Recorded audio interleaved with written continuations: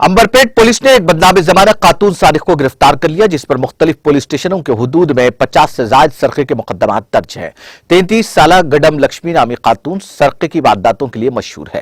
Amberpet police ने सरके की वारदातों की तहकीकात में पेशरफ्त करते हुए खातून के कब्जे से भारी मिकदार में सोना और सेलफोन जब्त कर लिए। बाद सेलफोन मुतालिका अफराद के हवाले कर दिए गए।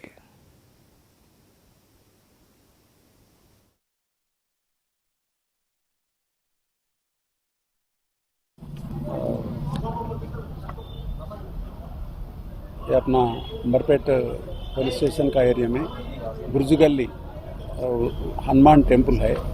वो टेम्पल में 12 तारीख नाइट बोले तो 11 नाइट 12 बजे से 3 बजे तक वो टेम्पल में जाके ताला फोड़ के उसमें लॉर्ड हनुमान का वो पादुकालू और ये बकाया चीज़ वहाँ से चोरी करे उन्हें। उसके बाद में वो राइट साइड गली वो घर है वो वमन का, वो घर में भी जाके एक नीचे कमरे में काम कर लेते वो लोग, कपड़े वो सिले थे। वो घर का ताला फोड़ के उसमें भी जाके वो सिल्वर आइटम्स और एक गोल्ड ईयर टॉप्स